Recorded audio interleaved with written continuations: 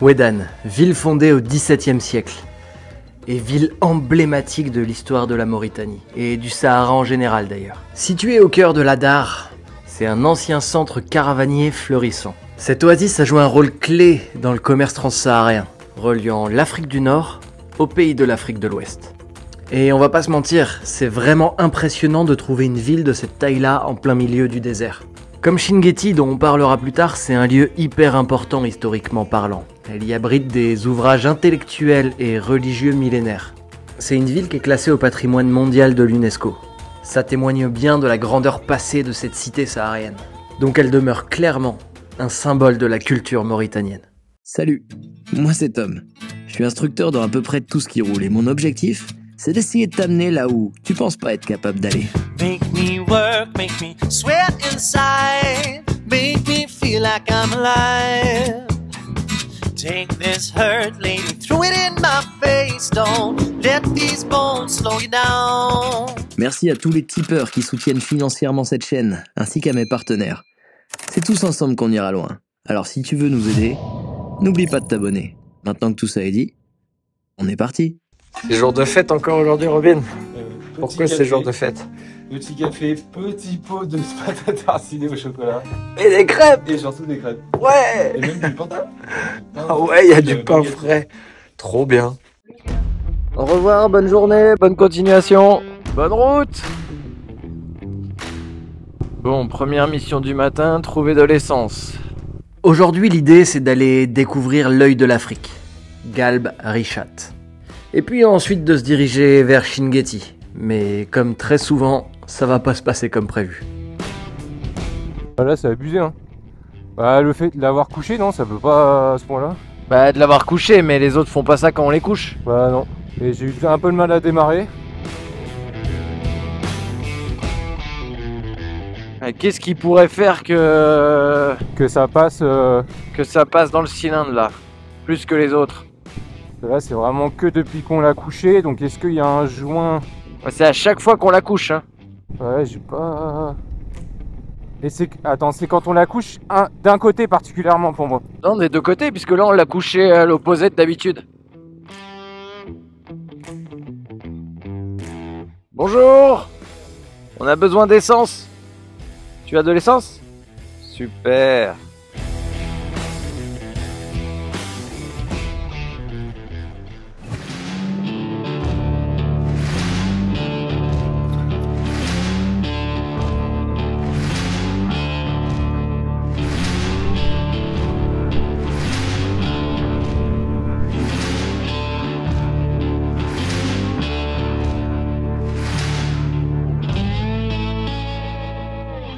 La pression normale et chargée, elles sont dures à amener, hein. Putain, ouais, là, je me suis fait avoir aussi. Ah, c'est trop beau, là. Bon, fais gaffe, ça va être tout mou, là. Ouais. Ah,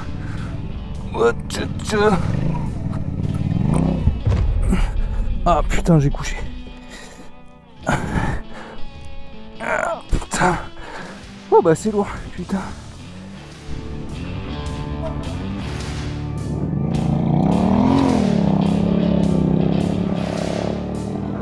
Allez. Merde. Bon, pourquoi j'arrive pas à redémarrer? J'arrive plus à redémarrer, je comprends pas pourquoi. Et ouais, je sais pas si toi aussi tu la vois, mais moi je la vois bien arriver, la fin prématurée de Robin. Putain, mon régime moteur il tient pas, je comprends pas.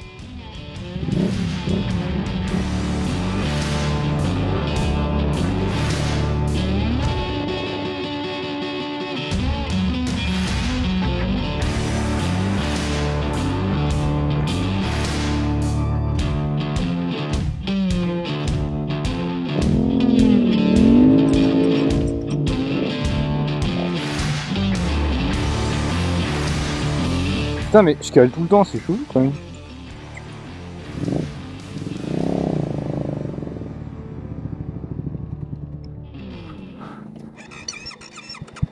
Faut s'y résoudre, la moto a beaucoup trop de signes inquiétants. Du coup, retour à Ouédane.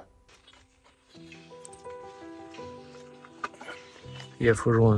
On va d'abord chercher les causes potentielles de la panne. Et à un moment, faut bien s'y résoudre, il faut rentrer dans les entrailles du moteur. On va aller jusqu'à vérifier le jeu aux soupapes. La chute de Robin a vraiment laissé beaucoup de traces, donc à un moment, faut prendre des décisions. Impossible de solutionner la panne comme ça, donc Robin va rester ici pour investiguer un peu plus et voir s'il a une chance de sauver son road trip. Pour ma part, direction l'œil de l'Afrique. Et puis si besoin ou si galère, on se tient au jus par les Inrich là. De toute façon, dans tous les cas, tu dors là ce soir. Bon, je pense qu'on ouais. Bon, allez, à toutes.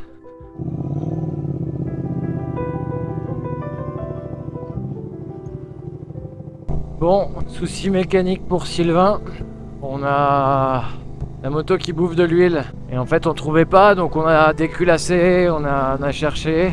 On a appelé Sauveur Christian, le mécano de la concession Suzuki de Narbonne. L'idée qu'il a eue est cohérente et je pense qu'on part là-dessus. En fait, pendant la chute, il y a beaucoup d'huile qui est passée dans le reniflard par la boîte à air. Et après, c'est réarrivé plusieurs fois quand on couchait la moto longtemps. Et en fait, je pense que il y en a eu tellement que ça a pété un segment. Du coup, en gros, le piston est plus 100% étanche. Enfin, un des cylindres n'est plus 100% étanche. Donc bon, là, j'avais pas d'autre solution si je voulais continuer que de continuer tout seul. Donc là, il est à l'auberge où on était hier soir. Il remonte tout ce qu'on a démonté. La moto peut rouler comme ça, en fait. C'est juste qu'elle va bouffer de l'huile et qu'il faut remettre de l'huile régulièrement. Par contre, on va pas jouer avec le feu en allant dans le désert parce que forcément, plus tu forces sur le moteur, plus il y a de pression d'huile, plus ça passe. Puisque le segment n'est plus étanche. J'ai pris la direction pour l'instant de l'œil de l'Afrique. Et du coup je m'enfonce dans le désert, du coup tout seul. Ça fait toujours un petit quelque chose avec tout ce que ça implique. Il va falloir rester extrêmement concentré. On va aller chercher des belles images. Puis surtout on va aller voir cette structure géologique hallucinante que j'ai envie de voir depuis des années et que j'ai hâte de te montrer.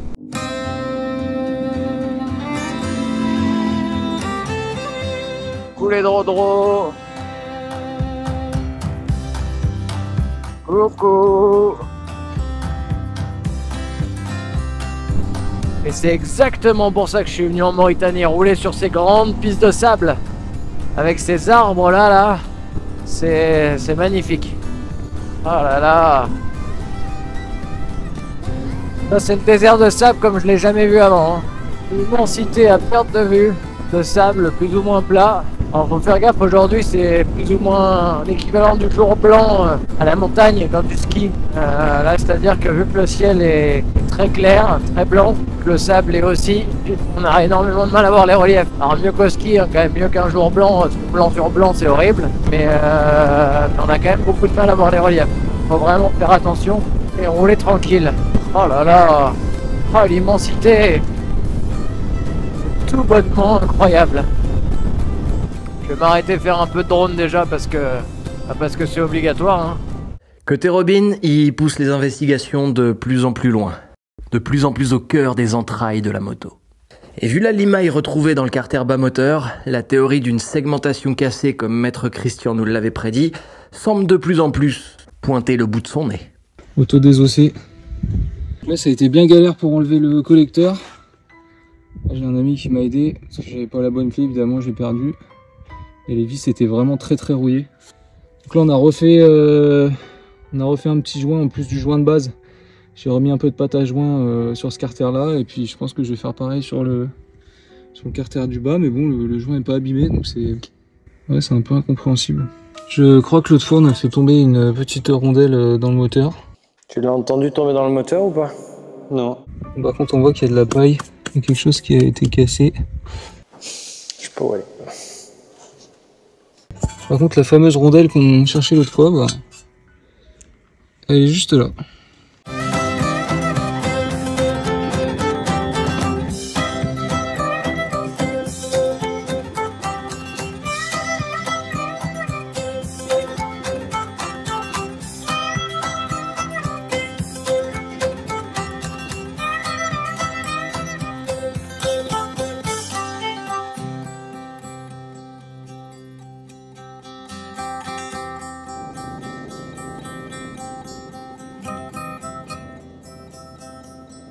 On y arrive Internet, on y arrive!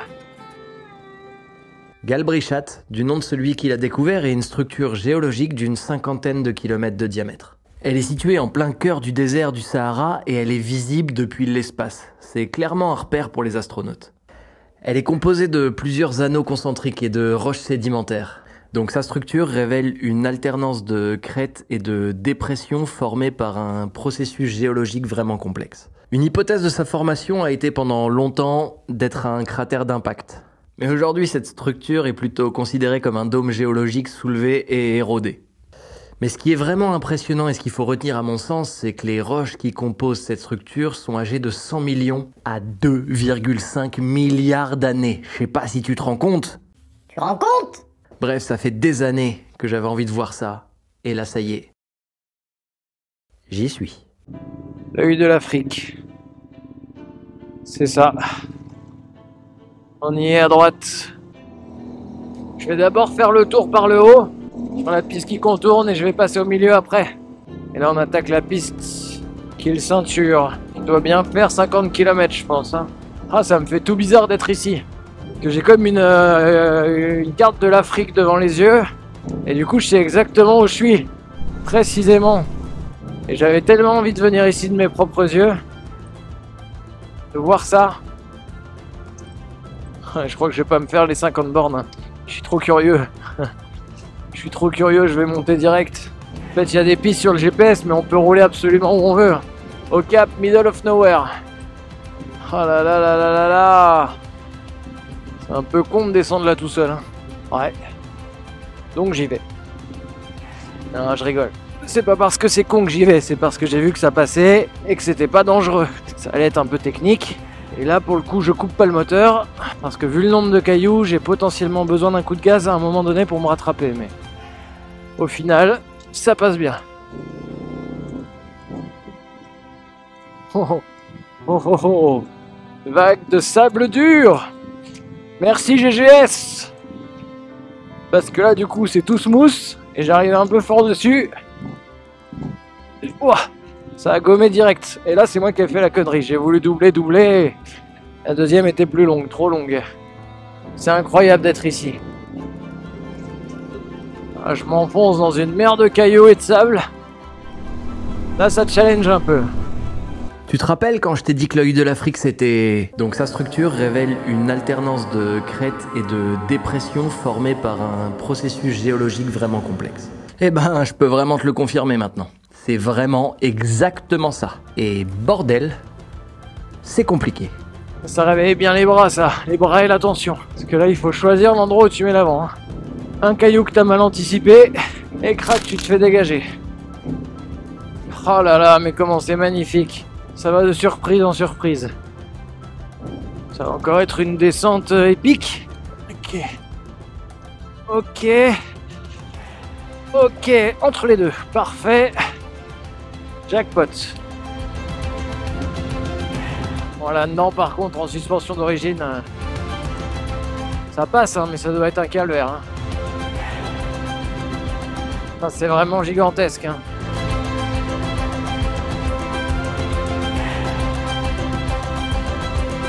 Oh, il est magique ce petit passage.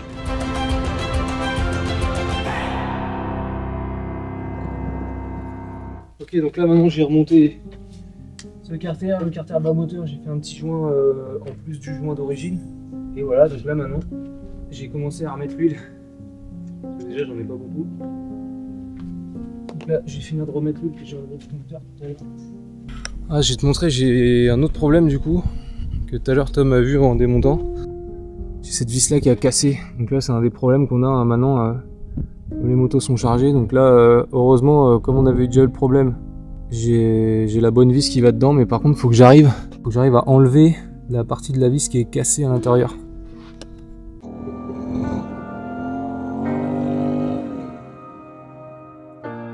Oh là là, c'est beau, mais c'est beau.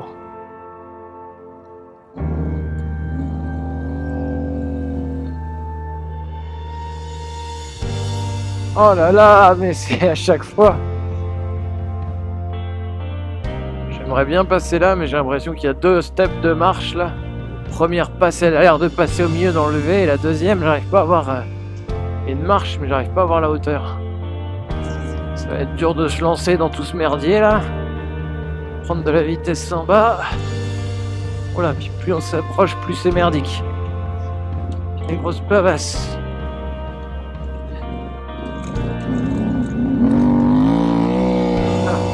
On oublie.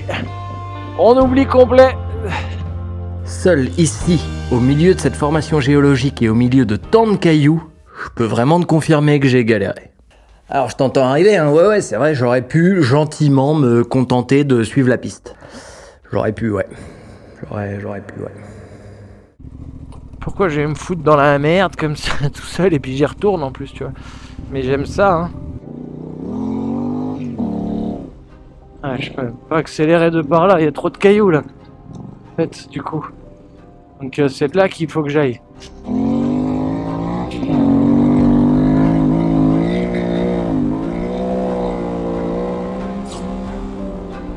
Allez, là on y est.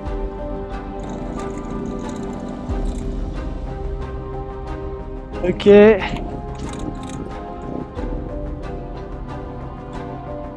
Oh putain, il y en a 3 autres. 2 autres. D'une cassée en face là. Comment je peux faire pour passer là? Parce que là, la dune est complètement pétée là. Sinon là-bas dans le couloir, ça peut être très beau en plus.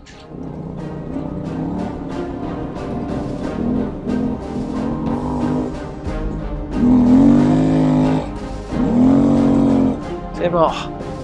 Bon des verres.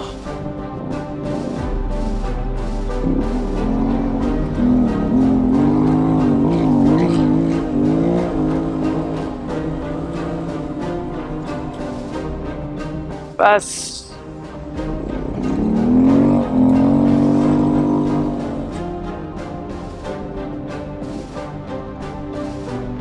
Encore un passage. C'est incroyable. Il est d'une taille gigantesque. Je m'attendais à ce que ce soit grand, mais pas grand à ce point-là. Oh là là, ces passages-là, dans ces gorges de sable entre les cailloux, c'est unbelievable. C'est gigantesque. C'est vraiment gigantesque. Je sais pas si je vais réussir à monter ça. Parce que la cassure est quand même vraiment grosse. J'aurai de l'élan en bas, c'est sûr que ça monte. Mais là, grosse cassure. Plus gros cailloux en bas. Ah, quoique ici, là.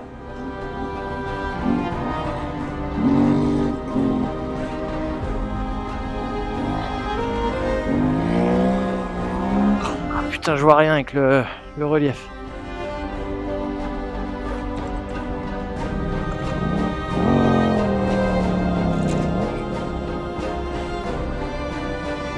Allez, vas-y. J'ai la prétention de monter dans les cailloux. Parce que je trouve pas de passage. J'ai pas envie de rester en bas 600 ans. Allez, on trouve une trajectoire. Hop.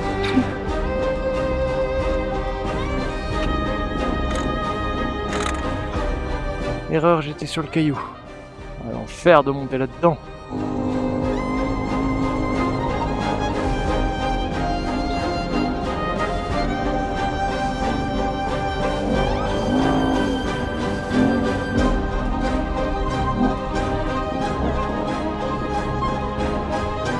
Yes! On est reparti dans un champ de cailloux! Là là, ça a sauté. Ah, il y a des traces.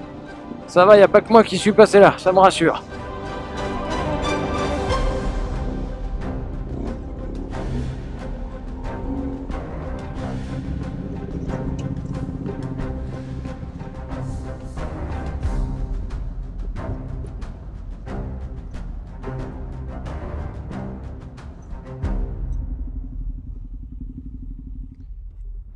Voilà.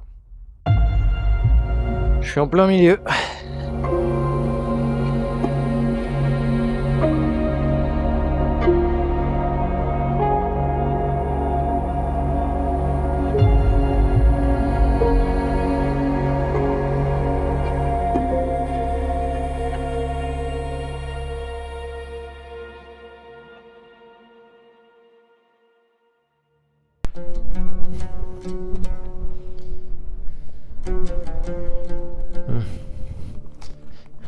Ça, combien pour ça?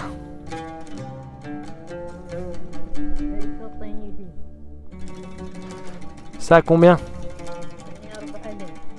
Tu peux... Khamsele, c'est combien? Elle fait... C'est...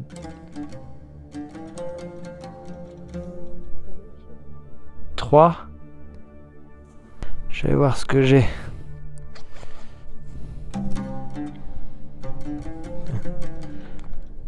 « 200 ? C'est bon pour celui-là? C'est bon pour toi?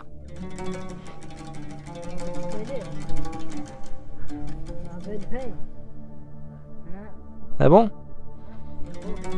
Merci beaucoup. C'est pour ma fille.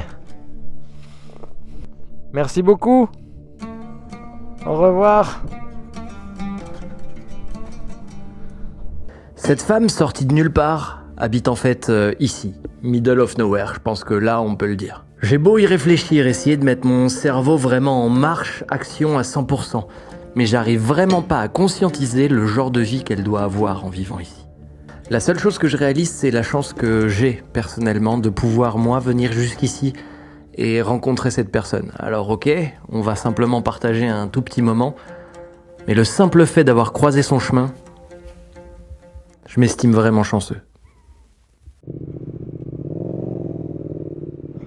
Ah, elle m'a toute perturbée cette petite dame. Là, le problème c'est que j'ai vraiment rien à lui donner, j'ai plus d'eau, j'ai rien à manger en gâteau, en choses comme ça, enfin c'est... Pouah. Ça fait toujours très dur de voir ça, mais en même temps tu te demandes comment c'est possible qu'elle soit là, dans autant de misère seule, alors qu'à 40 km t'as la ville de Wedan qui est toute développée. Et... Donc est-ce que je sais pas. Maintenant que je suis ici, tout au centre, en plein milieu de la rétine de l'œil de l'Afrique, bah il faut sortir.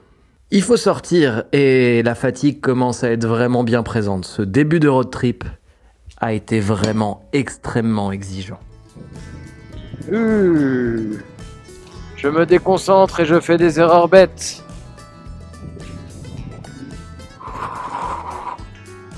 Allez, on reste concentré. On va pas rester prisonnier de l'œil quand même, hein. Prisonnier de l'œil, je sais plus parler. Ça monte, mais celle de derrière. À mon avis, il va falloir trouver un passage parce que là... Atché. Avant de chercher un passage, descendre là. Oh, bah c'est pas vrai que je tape toutes les grosses pierres là. Allez. On se concentre, on amène la moto là où elle doit aller. Ah, on se rapproche du bord. Déjà, c'est plus roulable. On va tenter là-bas, là. Un petit trou de souris. On s'engage là, on prend la passe. Et je sors en haut à droite. Merde, je me mets dans le couloir de sable tout de suite. On se concentre dans la passe de cailloux. Trajectoire nickel. Ici, ici, ici. Ok. Gaz. Hop, à gauche du gros. Voilà, à côté de celui-là. Et là, on va dessus. Yes. Ça, c'est cool. Ça c'est grave cool, je suis content, ça progresse. Je sais pas ce que c'est qu'ici, mais ça a l'air très très beau là, cette passe là, dans les cailloux. Je vais aller voir. Oh là là, ça a l'air magnifique. Je sais pas si ça passe, mais on va aller voir. Par contre, le sable ici, il est très très bizarre. Dans le sens où, en gros, il y a une croûte dure sur le dessus qui casse sous mon poids. Et en dessous, c'est merdique. Et là, faut que j'aille doucement parce que diriger la moto là-dedans, c'est compliqué. Il y a des traces de pas, ce qui est plutôt bon signe. Non, pas bon signe du tout ça. Je vais aller voir à pied. J'ai envie d'y aller, hein, mais non. Oh non, trop galère. Ça passe, hein, mais trop galère.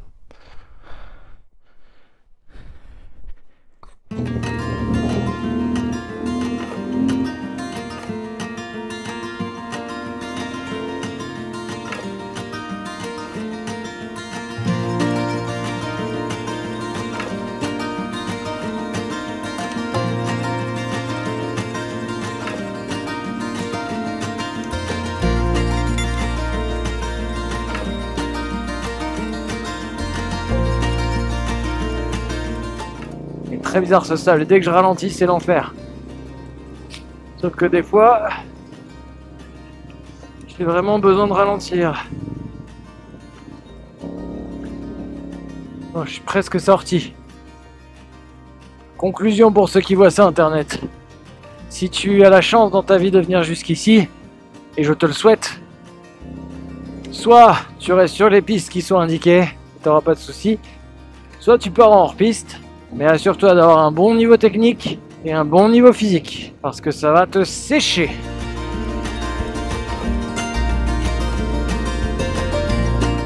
Oh là là, c'est incroyable.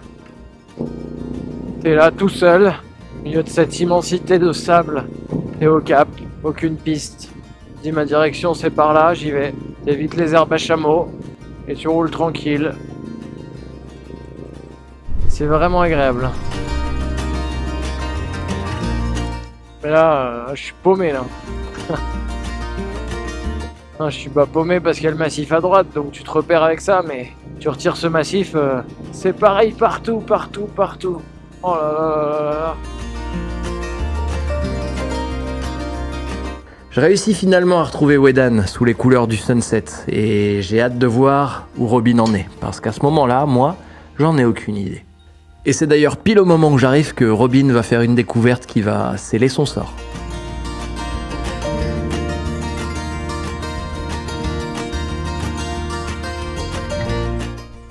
T'arrives à point nommé. Bon, bah voilà, j'ai voulu bouger la boîte à air, en fait. Piscine d'huile. Non mais abusé quoi, le truc ça a débordé, enfin je comprends mieux en fait, j'aurais dû faire ça direct. Allez internet.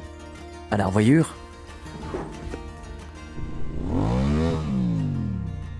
Putain.